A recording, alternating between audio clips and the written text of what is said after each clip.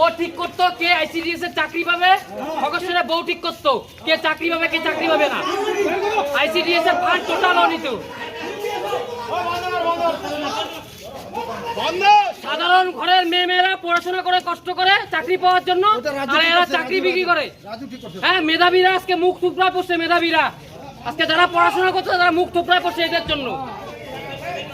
অন্নপূর্ণা প্রকল্পের ফর্ম জমা, তবুও আপলোড নয়। ক্ষোভে ফেটে পড়লেন সাধারণ মানুষ।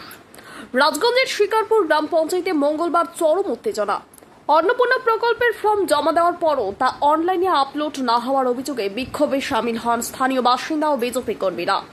পরিস্থিতি এমন পর্যায়ে পৌঁছায় যে তৃণমূল নেতাদের লক্ষ্য করে ছোড়া হয় ডিম। ঘটনাস্থলে পৌঁছে পরিস্থিতি নিয়ন্ত্রণে আনে বেলাকোবা ফাঁড়ির পুলিশ। বিক্ষোভকারীদের দাবি, সাধারণ মানুষের পরিষেবা নিয়ে দীর্ঘদিন ধরেই গাফিলাতি চলছে। যদিও এই অভিযোগের বিষয়ে এখনও তৃণমূল নেতৃত্ব বা গ্রাম পঞ্চায়েত কর্তৃপক্ষের কোনো প্রতিক্রিয়া মেলেনি।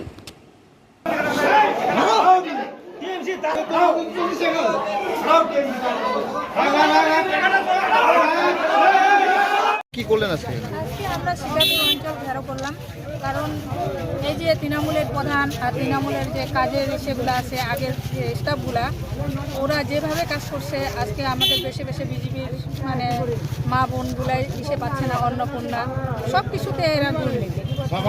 এই জন্য আজকে আমরা অঞ্চলে আসলাম, যারা কেজিও তাদেরকে এখান থেকে বের করে দিলাম।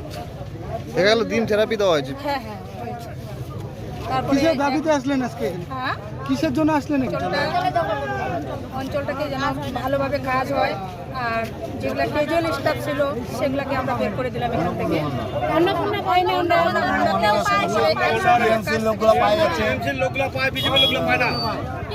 আচ্ছা, আপনার নাম?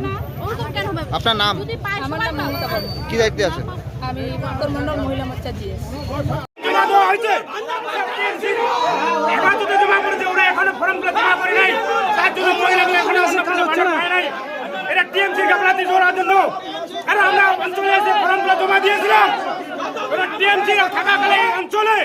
এখনো অন্নপূর্ণা ভাড়ানের ফর্মগুলো এখনো জমা পড়ে নাই। তার জন্য আমাদের গ্রামে গ্রামে মহিলাগুলোর জন্য কথা শুনতে হচ্ছে, কারণ ঠিকভাবে যদি এরা কাজ করতো তাহলে আমরা এটা করতাম না। এরা এখনো শরীরের থেকে এখনো টিএমসি গন্ধ যায় নাই, শরীরের থেকে এখনো টিএমসির গন্ধ যায় নাই। সরকারটা আমাদের চেঞ্জ হয়েছে, পরিবর্তন চাই আমরা। অঞ্চলে আজকে এখনো তৃণমূলের লোক কাজ করতেছে। আমরা ফর্মগুলো জমা দিছি, ওরা আপলোড করে নাই এখনো। তার জন্য আমাদের কথা শুনতে হচ্ছে। নেতা নিজে মাস্টার, 4 তলা বিল্ডিং, ওর মেয়ে কাজ করে, আমরা বের করবো এখান থেকে। আজকে কি হলো অঞ্চলে? আমরা দুজন মহিলা স্টাফ এসেছি অফিসে, তো আসার পর জানি না হুট করে সবাই এলো, মানে আসার পর বলতে পারছি না, বলার বিষয় নেই। হ্যাঁ হ্যাঁ, আমরা 3 জনই ছিলাম। কি নাম আপনার? সাহিত্য দিয়েছি।